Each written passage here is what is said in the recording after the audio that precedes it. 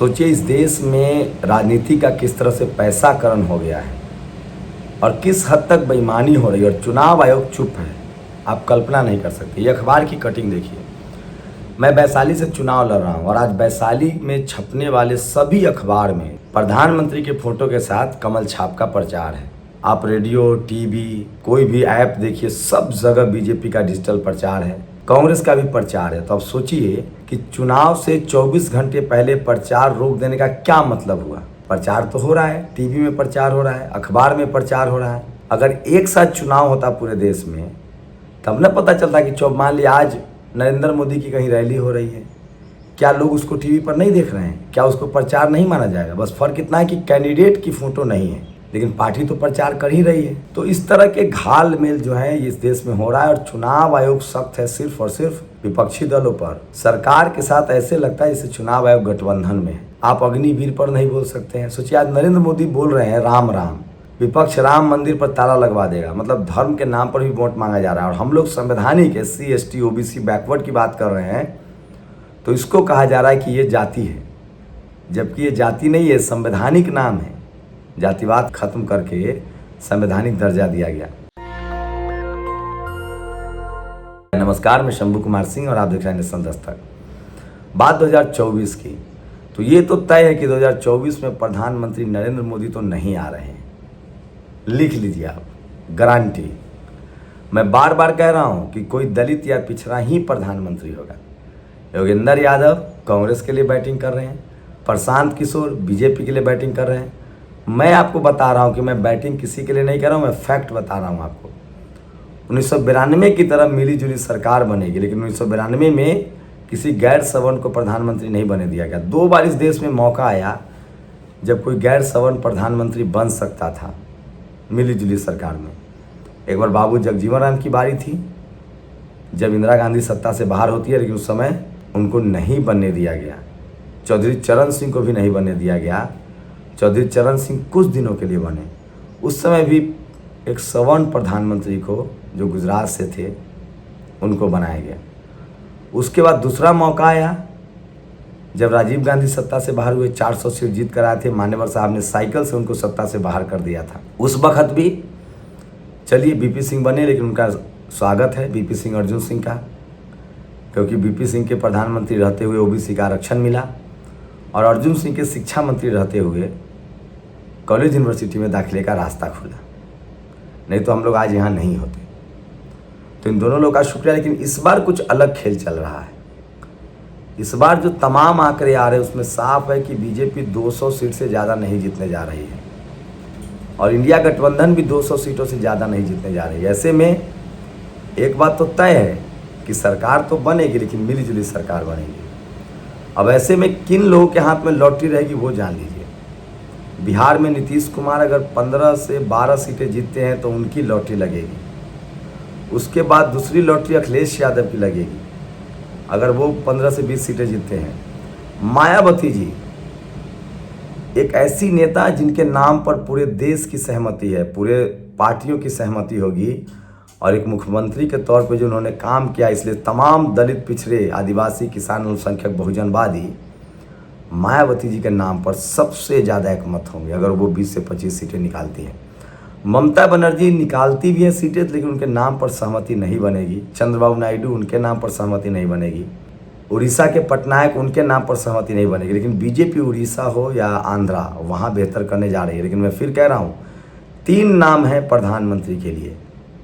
अगर इंडिया गठबंधन बहुमत में आता है तो खड़गे, कांग्रेस का दबदबा अगर रहता है तो खड़गे साहब बनेंगे। अगर मिलीजुली सरकार बनती है तो मायावती जी, अखिलेश यादव, या फिर आपको बता दें कि नीतीश कुमार बड़ा फैक्टर हो सकते हैं। तो ये सबसे बड़ी बात है। वो आपको बता दें बिहार में इक्वेशन सोचिए किस तरह से बदल रहा है। लालू जी की बेटी चुनाव लड़ रही है सारण में, वहाँ पर 2 यादवों की हत्या कर दी गई और बीजेपी के जो रूढ़ी हैं, जो राजपूत समाज से, उन्होंने कहा कि गोली तो चलेगी। आप सोचिए कुर्मी अशोक महतो को मुंगेर से किस तरह से उनके साथ दुर्व्यवहार किया गया लल्लन सिंह और अनंत सिंह के द्वारा। ये भी चुनाव का मुद्दा है, बिहार में भी तैर रहा है। तो बिहार के अंतिम दिनों में पूरी तरह से बैकवर्ड फॉरवर्ड का चुनाव है। झारखंड में हेमंत सोरेन का मामला है, तो बीजेपी से इस बार जनता लड़ रही है और किसी भी कीमत पर दलित, पिछड़ा, आदिवासी, अल्पसंख्यक वोट नहीं दे रहा है। लेकिन जो सबसे चुनाव में खतरनाक चीज़ हो रहा है वो है पैसाकरण, राजनीति का पैसाकरण। जिस तरह से राजनीति का पैसाकरण हो गया है, अगर बहुजन दल, सपा, बसपा, आरजेडी, जेडीयू नहीं सचेत हुआ तो ये लोग भविष्य में बच नहीं पाएंगे, क्योंकि पैसे के नाम पर जो वोट जाएगा वो सब कांग्रेस, बीजेपी और तमाम सवर्ण दलों के पास जाएगा या फिर सवर्ण कैंडिडेट के पास जाएगा जिनके पास अरबों खरबों की संपत्ति है।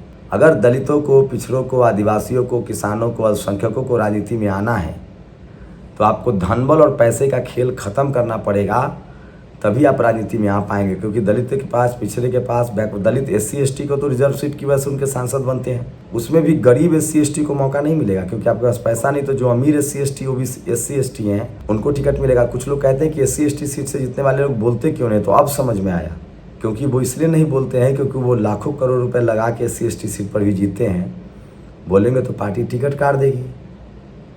तो कहीं ना कहीं सामाजिक आंदोलन जब तक नहीं होगा, जब तक जनता सचेत नहीं होगी और जब तक चुनाव में पैसे का खेला बेला होता रहेगा, तब तक ना तो देश का भला होगा, ना समाज का भला होगा, ना जनता का भला होगा। सवाल है कि नेताओं के दिमाग में बैठ गया है कि काम करने की ज़रूरत नहीं है, सेवा की ज़रूरत नहीं है, पैसा कूटना है, पैसा कमाना है और टिकट ले आना है किसी पार्टी से और लास्ट मोमेंट पर पैसा छीड़ देना है, पैसा बांट देना है और आप चुनाव जीत जाएंगे।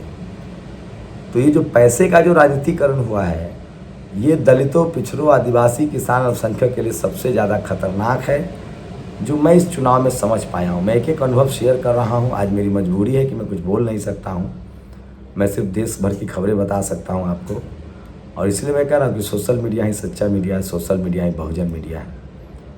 तो सोचिए किस तरह से चुनाव प्रचार 48 घंटे पहले बंद हो जाता है, उसके बाद भी तमाम जो पैसे वाले दल हैं वो अखबार का पन्ना खरीद रहे हैं, रेडियो, टीवी में ऐड चल रहा है। इस पर भी चुनाव आयोग को संज्ञान लेना चाहिए कि जहाँ चुनाव है वहाँ कम से कम अखबारों में एडवर्टीजमेंट पर रोक लगे।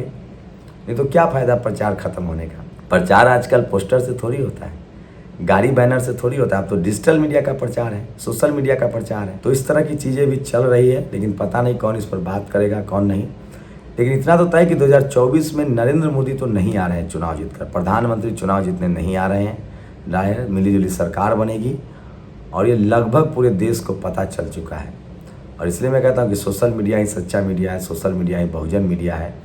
तो पूरे देश में बैकवर्ड फॉरवर्ड की लड़ाई है और आपसे गुजारिश है आप लोगों से कि अपना वोट जरूर डालें, अपनी कीमती वोट को जरूर डालें, वोट जरूर कास्ट करें। आपका वोट कास्ट करना बहुत ज़रूरी है, एक एक वोट की बहुत अहमियत है और किसी भी कीमत पर अपना वोट जरूर कास्ट करें। अगर आप वोट कास्ट नहीं करेंगे तो आपके संवैधानिक अधिकार नहीं बचेंगे। वोट जरूर दें, सबसे ज़रूरी जिम्मेदारी अगर डेमोक्रेसी को बचाना है। टीवी अखबार पर भरोसा ना करें, जातिवादी मनुवादी लोगों पर भरोसा ना करें, क्योंकि वो जानबूझकर लोकतंत्र की आलोचना करते हैं। 15 अगस्त 26 जनवरी को हम लोग अखबार देखते थे, अरे आज़ादी के 75 साल बाद, 60 साल बाद कुछ नहीं हुआ, रोड नहीं है, सड़कें नहीं है, खाना नहीं है। लेकिन सोचिए जब देश गुलाम था या जब देश में राजतंत्र था तो आपको कोई अधिकार था? तब क्या भारत की स्थिति अच्छी थी? लोकतंत्र आने के बाद ही आपका मान सम्मान अधिकार बढ़ा है। तो लोकतंत्र एक ऐसी व्यवस्था है जो सबसे शानदार है और कम से कम शोषित, वंचित, गरीब समाज के लिए तो और भी शानदार है। कम से कम आपको 5 साल पर मौका तो मिलता है वोट डालने का। तो किसी भी कीमत पर वोट डालें, वोट जरूर डालें। और ये आपका एक बहुत बड़ा जिम्मेदारी भी है, कर्तव्य भी है। और अच्छी सरकार चुनिए, धर्म जाति के नाम पर नहीं, लोभ लालच के नाम पर नहीं, एजुकेशन के लिए, पढ़ाई दवाई के लिए, स्कूल अस्पताल के लिए। तो वोट डालना बहुत ज़रूरी है और लोगों को वोट डालना चाहिए। तो ये सबसे बड़ी खबर मैं बता रहा हूँ कि 2024 में मिलीजुली सरकार बनेगी जिस तरह के ट्रेंड है। शुक्रिया। नेशनल दस्तक की आपसे गुजारिश है कि अगर इसको बचाना चाहते हैं तो नेशनल दस्तक को सब्सक्राइब करने के लिए रेड कलर के सब्सक्राइब बटन को दबाएं, फिर बेल आइकन की घंटी दबाएं। नेशनल दस्तक को बचाने के लिए बहुत ज़रूरी है कि हर खबर को शेयर करें, लाइक करें, कमेंट जरूर करें।